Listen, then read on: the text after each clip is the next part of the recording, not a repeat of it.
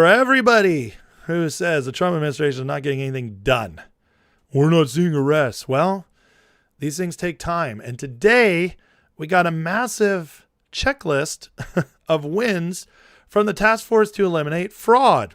Say 100 days of winning. Here's some of the things we've accomplished. And they just list all this stuff. 512 million recovered in unemployment claims. Department of Labor demands states implement anti-fraud controls. Department of Ag announces arrests of over 1,000 SNAP fraudsters and disqualifies 1,500 retailers connected to 800 million of SNAP fraud. Ibrahim Hilmi, charged with orchestrating 3.7 billion apprehended in Turkey, brought to the U.S. Attorney General Todd Blanche announces 5 billion recovered by DOJ. National healthcare fraud takedown. 455 defendants charged with 6.5 billion of fraud. Seized assets include 4.6 million beach house, yacht named Butt Naked. Department of Education saves 200 million. Dr. Oz announces conviction of Medicare fraudster operating for on and on and on. Win after win after win. 6.3 billion potentially fraudulent government contracts busted. 1.3 billion deferral. It's happening. We are cutting the fraud out. We are saving the money. I highly recommend checking out the entire list. It's huge and it shows you we're winning. Things are happening. We're bringing money back. We're eliminating people's ability to rip off our tax dollars. It's incredible stuff. And, you know, not every tax dollar is going to be recovered because it's spent. And unfortunately, in American law, if you don't have the money to pay it back, you can just declare bankruptcy and be let off scot-free. So that's unfortunate. But the good news is this will slow it down significantly going forward. And we're only just beginning. We have this from the Fraud Enforcement Division. Telemedicine company owner and author of healthcare compliance book sentenced for 136 million Medicare fraud scheme. This lengthy sentence underscores Fraud Division's commitment to the American fighting fraud at every turn, restore public trust in institutions. Will work tirelessly to hold corrupt medical professionals accountable and recover stolen taxpayer dollars. So they're doing what they can. But again, convictions, sentencing, weeding it out. This stops others from doing it because they were able to get off scot-free for so long. RFK Jr. today announces ending emergency liability protection for COVID-19 vaccine makers. Uh-oh. What's that going to result in? Oh, man. They have got to be terrified about that. See, COVID vaccine is not covered under the vaccine liability from the 1980s law because it's not technically a vaccine. Uh-oh. What's this going to open up? Very, very interesting. Scott Bessent announced today that, well, first of all, the Treasury Department announced multiple actions combating fuel smuggling schemes linked to Cartel de Jalisco Nueva Generacion, violent terrorist drug cartel. Today's action highlights the extent in which Mexico's cartels are expanding beyond traditional drug trafficking to generate revenue for criminal organizations, which continue to traffic deadly drugs to kill Americans. Treasury's actions targeting these illicit revenue streams advance the Trump administration's priority of dismantling these terrorist organizations, making America safe again. Cut the funding. All wars are economic wars. This administration understands it better than any. They continue to cut the funding in ways I've never seen before. And honestly, one of the reasons people are frustrated because they wanted us to go, or Trump administration to go, just put everybody in bondage, put them all perp walked immediately. In fact, what they're doing is much more effective. They're cutting off the funding while also going after the fraudsters. But cutting off the funding kills the golden goose, stops them in their tracks, eliminates their ability to continue the fraud, to continue the terrorism and the crimes. It's genius. And it's far more effective than what people thought they were going to get. Unfortunately, it doesn't have the same optics but it's actually doing what we voted for and more. Now, look at this. U.S. House just passed 420-0 a resolution directing House Ethics Committee to preserve and publicly release records related to monetary settlements involving acts of sexual harassment and misconduct by House members, current or former. Whoa. Thomas Massey, he actually did something good for once. Forced a quick floor vote. No one spoke against it. What happens next? No Senate action needed. Ethics Committee must now release records publicly, mostly within 60 days. Expect names, settlement amounts, and details to come out with some redacted victim info. Wow. We're going to start seeing how many of our congressmen have been pervs. This is excellent. This is justice, guys. Exposure is justice. Elon Musk posted this the other day, yesterday. Terrorists standing in front of a U.S. aid wallpaper. That's interesting. This was posted previously by Q. What's Elon trying to tell us? Elon Musk posted a photo on the left. Q posted a photo plus a photo of McCain with ISIS on the right, connected. It says, we're getting closer. 2010 Uranium One deal approved by Obama and the U.S. government or Clinton State Department allowed Russia's Rosatom to acquire U.S. uranium assets, allegedly supplying uranium to North Korea and Iran. Operation Merlin covertly provided nuclear tech to these nations. Obama's billions in cash on pallets was a key that funded further development with funds to black sites projects like Iran, North Korea, ISIS, orchestrated by no-name McCain. Yep. McCain, total slimeball. One of the worst Republicans ever. He's not missed, but it's very interesting when you get Elon Musk sharing what was in Q post, just like President Trump frequently shares. Interesting stuff. Meanwhile, MK Ultra hearings going on in the House yesterday, led by Paulina Luna. Here is a little clip. Is it in your expert opinion that Jack Ruby and Manson were assets of the intelligence agency specifically pertaining to MK Ultra? Were they MK Ultra victims? Yeah, theoretically Manson, I've never been able to prove absolutely. Jack Ruby, I believe, this is something else. The Warren Commission investigation, on the Warren Commission was Alan Dulles, the former CIA director, who authorized and ran MK Ultra until he was fired by President Kennedy. The liaison to the committee for the CIA, who handled the information coming from the CIA back and forth to the Warren Commission, was Richard Helms, who was a direct supervisor of Jolly West. They knew who West was. They knew that what West was capable of and what they had paid him to do and what he had reported to them that he could do, including inducing mental disorders in people. That was never disclosed to the commission as far as anyone knows. So I believe that West was put in there to keep Jack Ruby from telling his story. Whoa. Crazy stuff. Manson and Jack Ruby. MK Ultra. Wild. Wow. In closing, I just want to thank you all for being here today. And we will be following up, Dr. Kinzer, on your request to fully redact. I'll be following up personally with the director of the CIA, the MK Ultra files that we do have. Also, as I noted earlier, there will be more that will be declassified, specifically pertaining to newly found records that were located in what we were discussing earlier. I did also want to just state that, for the record, in regards to what statements were made earlier regarding the German government, we will also be following up on that. If there are indeed people that were victims of this that have been buried, we would like to know who those people are and who their families are as well, in order to correct the historical wrongdoings of this government.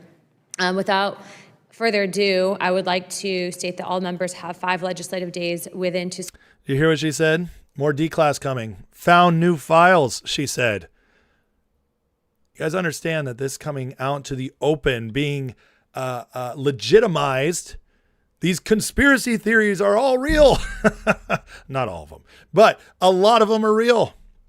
And we're finding out which ones. This is justice, because the people, once they realize this stuff's real, will demand it. Just wait. Just wait. It's getting crazier. It's getting crazier. Here's more from the hearing. You, sir. Operation Paperclip brought over 1,600 German scientists into the United Operation States government Paperclip. after World War II, including individuals who had conducted human experimentation in concentration camps. The CIA and military were aware of their backgrounds and recruited them anyways. In your research, did you find direct documentation between Paperclip scientists and the development of MKUltra's experimental protocols, specifically the use of mescaline hypnosis and sensory deprivation, which were techniques also documented at Dachau? Absolutely. Kurt Blome, who was the chief of biological weapons development for the Nazi government, came to work for the CIA. So did Walter Schreiber, who was the Surgeon General of the Nazi Army. I can just tell a brief story. When I was researching my book, I found what I think might be the first secret CIA prison or black site. It's a nice chalet in Germany. And the guy who now owns it took me into the basement. He said these were the cells where the MKUltra officers, working side by side with Nazis, carried out those gruesome experiments, which were actually just continuations of the experiments that those Nazis had been conducting just a few years earlier right down the road. Just for timeline and clarification, these experiments were happening after the Nuremberg trials, correct? So the CIA would have known that these were crimes against humanity. I looked for an episode in which the Nuremberg doctrines were posted on the wall in some MKUltra or CIA office, and I was never able to find any indication that those Nuremberg principles ever were even consulted, much less obeyed. Whoa. Working with the Nazis. This stuff is crazy. Guys, it's happening. People are waking up. More and more is being exposed. Here's a great example of it. In this exchange with the NIH. Remember NIH? That's who Fauci was in control of. That's who the institution behind the COVID cover-up and the COVID spread. That was one of the beginnings of the mass awakening for a lot of people. And here's the proof that it has an effect and it does matter. And these things do end up leading to good things down the road. Watch this. Do you think the NIH has a trust problem based on how they handled COVID? No, I do not. I think that the NIH is beloved by the American people because we know about the advanced. She's obviously lying. Okay. She knows it. You can see it in the face, but at the same time, they're trying to create the illusion that we're not waking up. Did you hear what she just said? People love the NIH. Nope. But watch. In human health and cancer treatments and heart disease and diabetes and all of the health gains that the research has produced. Well, I think you're wrong, ma'am. I think the public has a serious mistrust issue with the NIH. Do you deny that the NIH tried to cover up the origin of COVID? I'm not here to testify about that. That's not my area of science. I have no knowledge of that. Do you believe that the NIH supported masking and social distancing when there was really no science to support that? What I'm more concerned about is what's happening right now to destroy the Biomedical Research Institute that has been the envy of the world. And right now, we're ceding our leadership in biomedical research to China. That's what's happening right now. What about covering up harmful side effects of vaccines and the role that the NIH has played in that? What do you have to say about that, ma'am? The U.S. Real quick, I got to show you. Look at her face when he does this. Look how angry she is. First of all, shocking. I don't want to talk about vaccines. Then the anger. She's just like, she terses up as she looks What down. do you have to say about that, ma'am? Cannot believe we're doing this. Look at this. The U.S. history of human subjects protection has evolved greatly. Numerous research improprieties from the 50s to the 70s in the United States, including the Tuskegee syphilis study, forced Congress to establish formally federally I'm not asking you about that. mandated rules. You know what I'm asking you about? I'm asking you about how NIH handled COVID. Obviously, this is supposed to be a hearing about MKUltra, but when you gave your opening statement, and I don't even know why you were called to this hearing because you didn't offer anything about MKUltra, but since you are here and you're going to defend NIH, I'm going to call you out on it. Silence. You hear the tears? That, friends, is the proof that the awakening matters. Do you see now what I'm talking about when you say that the NIH doesn't have integrity problems and trust issues? Did you hear the applause in this room? That should tell you right now that you're pretty tone deaf to what the public thinks about how the NIH handled COVID and the cover-up, not only the funding of it, but the cover-up involved in the aftermath. Can you acknowledge that? I'm sorry, that's not my understanding. Oh, man. Guys, by the way, speaking of the Supreme Court this week and everybody's disappointment with the Supreme Court did give us something. They just gave us the ability for Trump to fire all these people. Yeah. Now we can clean house. And by we, I mean the Trump administration, which I'm not a part of, but it feels like a we, right? You know, we win. We win when the Trump administration does this stuff. But he can fire all these people now. He couldn't before. They are terrified of this. Now, Trump's trying to, tell us what's coming.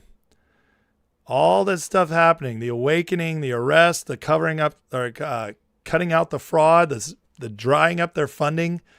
And then Trump posted this yesterday. Why would the Trump White House out of the blue focus American people on this old Hillary post? She was never supposed to lose. Now they all lose. Trump's focusing American people on a Q drop, maybe? Never thought they'd all lose. Here's what Trump posted. Just be yourself, Hillary. Everyone will love you. The White House posted this yesterday. Happy birthday to this future president in response to today's social media day. What social media post will forever remain unmatched?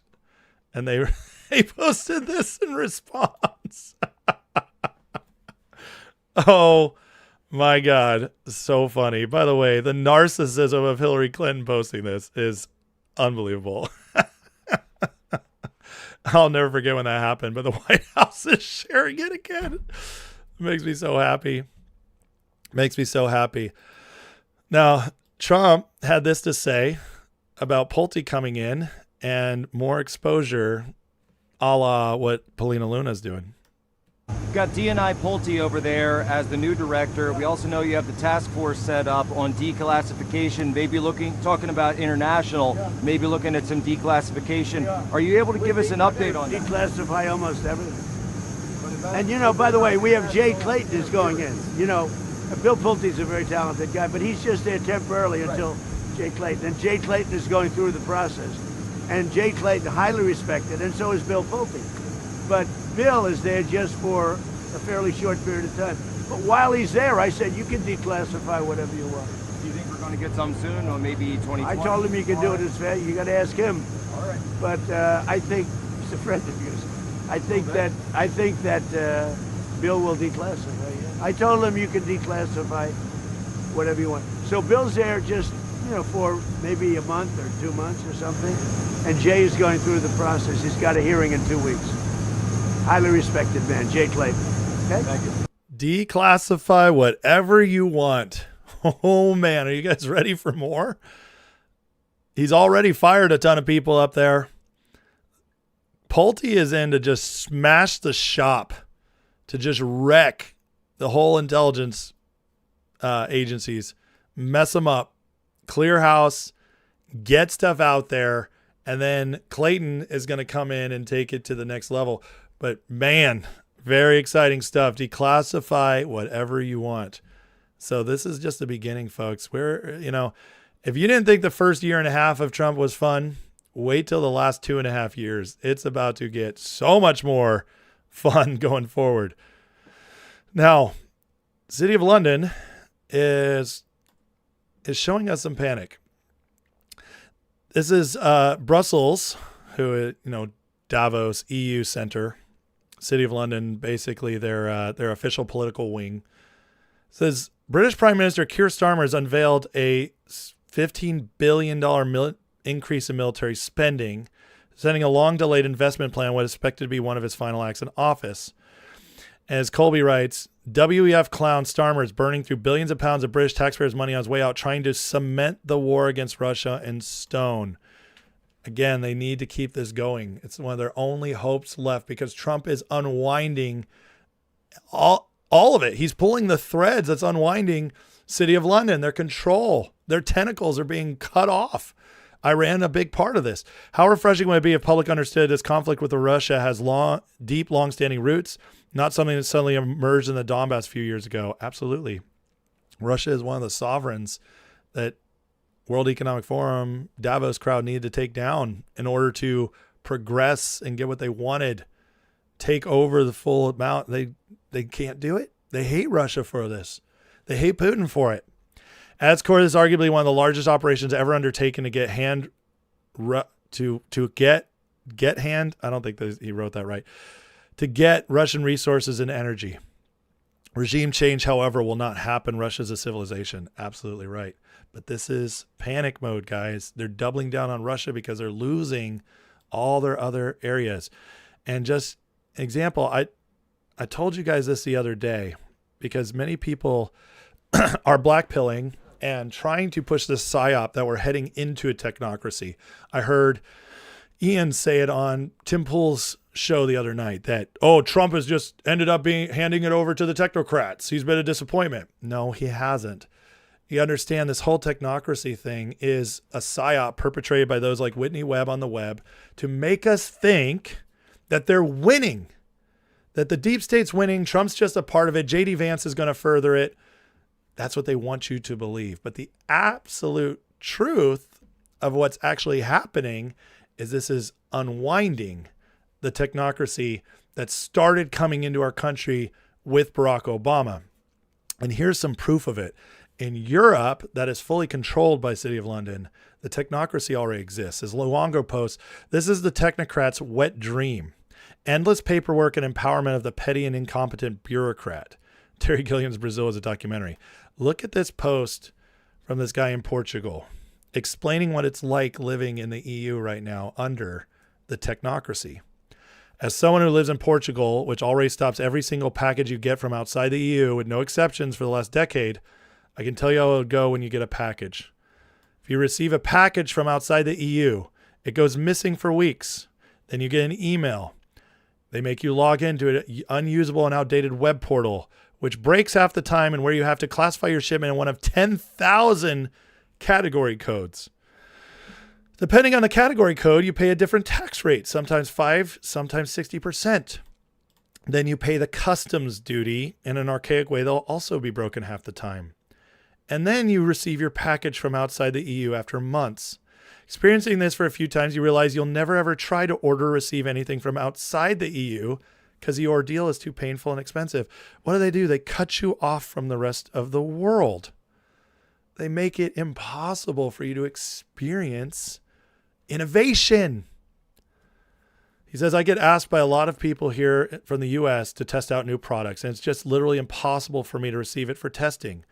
I tried to classify it as samples for testing, but you need to go through a bureaucratic process of insane lengths to get that through, so I gave up. Realistically, and here it is, all this does is make Europeans live even more in the Stone Ages, as they can't use modern AI nor get modern products from outside the EU because it'll be too much hassle to order. That's the bureaucratic wet dream, is that they make things so difficult. They'll say, we're not taking away your freedom. We're just making it safer. But then they give you red tape and red tape and red tape to jump through hoops. And they make it tougher and tougher and tougher for you to experience anything out of what they approve.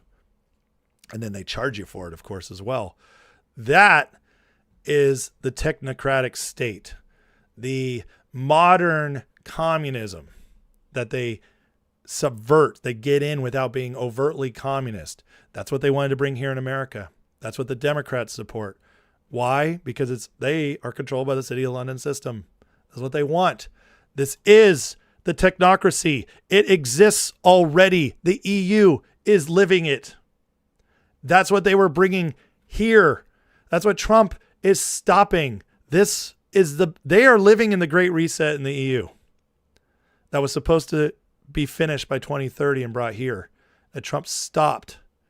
And I'm sorry, but for every moron out there who thinks Trump is giving it over to the technocrats, that thinks JD Vance is one of them, going to bring it here, going to advance it. I'm sorry. You don't have to like Vance, but you're retarded if you think they're bringing the technocracy here in the MAGA movement. It's not happening. but they want you to believe it is because they want you to get rid of the people actually getting rid of it. It already exists, folks. This was Obama started this, bringing it here. Clinton was going to finish it. Biden tried to bring it back after Trump stopped it in the first term. Kamala was going to bring it all the way through. Didn't happen. We were already in the beginning of the technocracy. That's all being wiped away. And it makes you think, makes you wonder, why is Trump cozying up to a lot of these people in the AI's field, the Elon Musk, the Mark Andreessens? He's not cozying up to Zuckerberg. Zuckerberg's on a leash. He's not cozying up to Google, to Anthropic. Those guys are on leashes. You can tell by how he deals with them. But the Elon Musks of the world, the Mark Andreessens of the world, David Sachs of the world, the tech guys who are MAGA, the tech guys who are working with Trump, you see, they want you to think those guys are technocrats. They're not. They're patriots who just happen to be in the tech sector.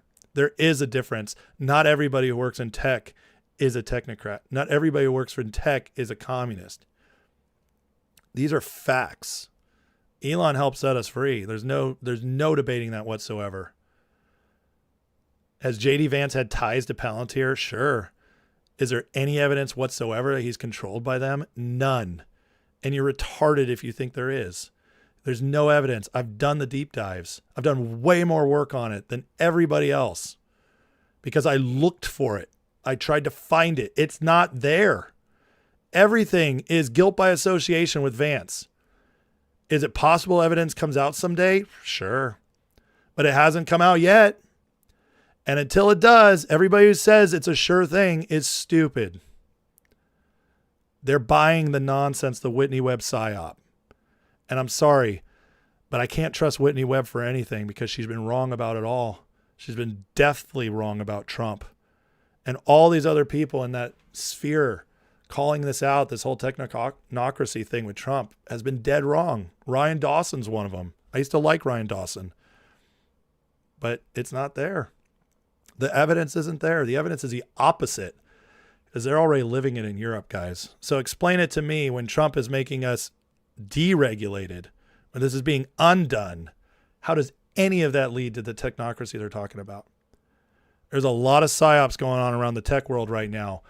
And a lot of it, I'm sorry, and we're going to break this down more going forward.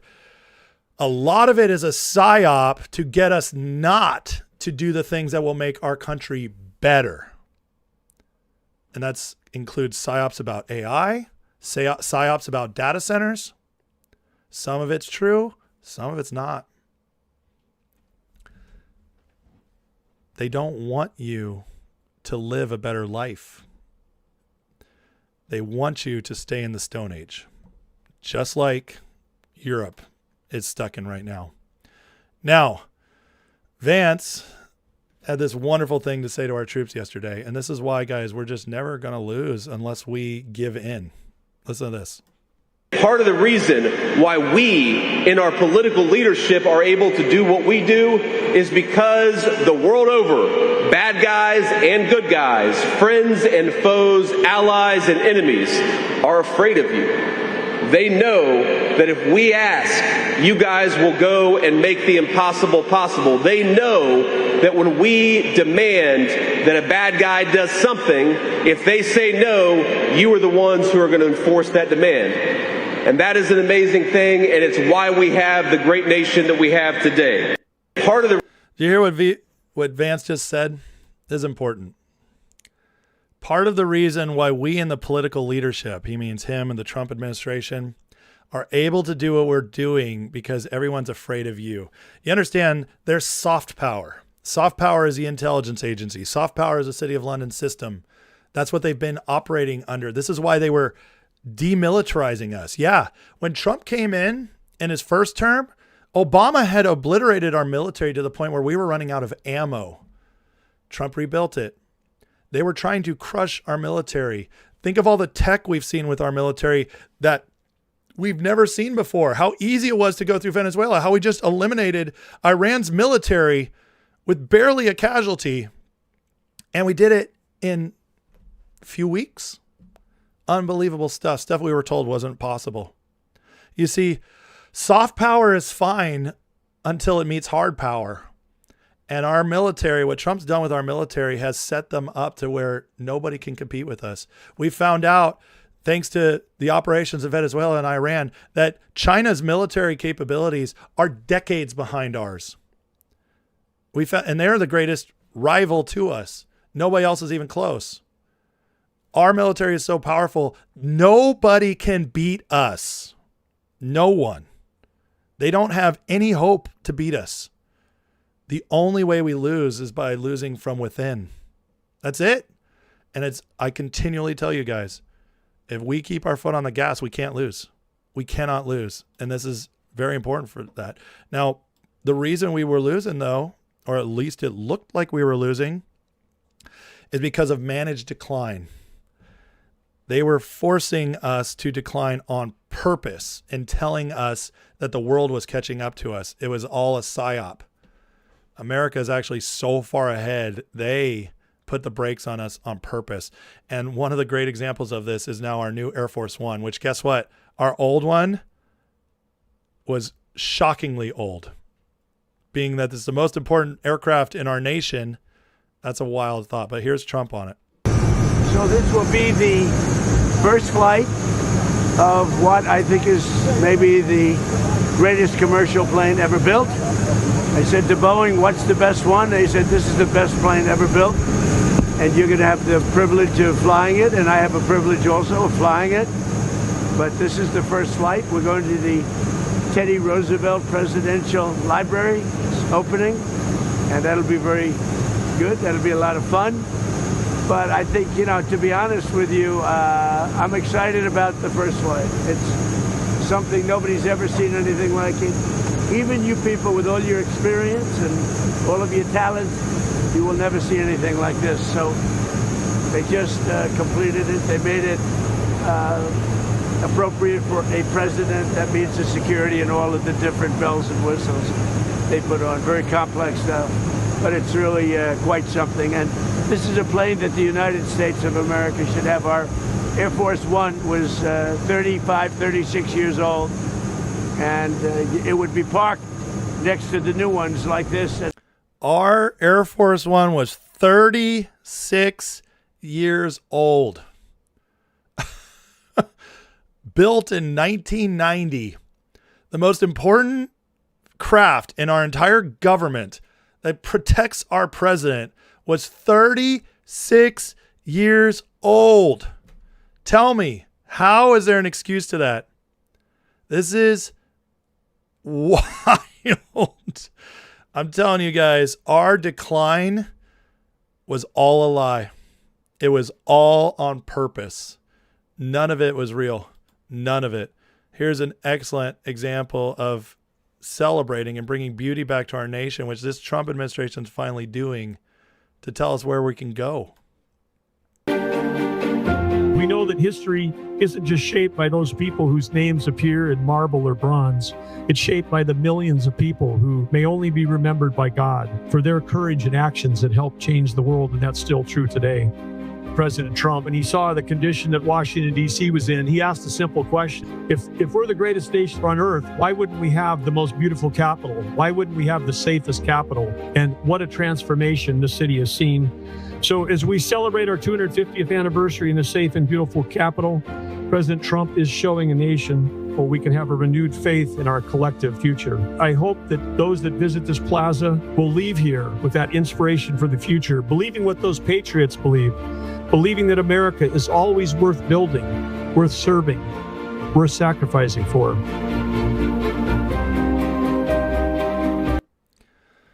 I know I harp on this a lot, but listen, it's important to understand that believing in our nation starts with beauty. It starts with excellence and innovation. That's something Trump's bringing back. He's not getting enough credit for, because this is what inspires people. Replacing Air Force One is just proof that we were purposely being held back. Keeping our nation's capital ugly and crime-ridden was purposeful to make us think our country was going backwards. Everything Trump is doing is for generational change. Everything. all the justice that's happening, all the exposure that's happening behind the scenes that nobody's talking about. This is actually a part of it. A part of justice is bringing back to the people the nation they deserve. That's happening right now as we speak on this 250th anniversary. It's amazing. Guys, we are not as weak as they told you we were. We are not as far back. The rest of the world has not caught up to us. And all it took was somebody to show us. It's like living homeless when you're a millionaire. That's what Trump's showing us. We don't have to live here. We don't have to live like this. And think about this. He's unleashing our military. He's unleashing the beauty, the technology, and the economy. That he's about to unleash too. He's trying. He's working. He's setting a new foundation. And as beautiful as all this is, the differences we're seeing, the same thing's about to happen in our economy. It's just taking a little bit longer. But don't worry. I have no doubt it's going to happen at all. He's bringing it all back. And if we don't stop, if we don't give up, we win. We have no idea what's ahead of us. Just like we had no idea how strong our military was. Just like we had no idea how out of date our Air Force One was, how managed the decline was of Washington, D.C. We didn't have any idea until Trump came along. Well, the same thing is with everything else. If we keep going, we win. And I wanted to share this. I saw this today. Here's a quote from Clarence Thomas during his crazy nomination process. Listen to what he had to say, and then remember, use it for yourself. I'd rather die than withdraw. If they're going to kill me, they're going to kill me.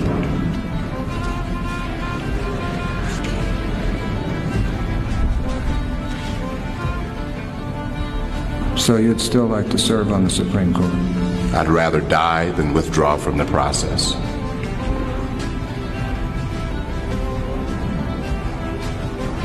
Not for the purpose of serving on the Supreme Court, but for the purpose of not being driven out of this process.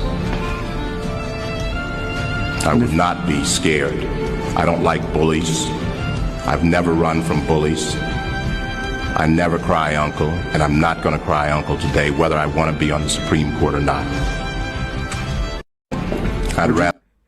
That is how we win, folks. That's how we win. So don't come in here, don't black pill, don't doom. Don't tell me we're losing. No.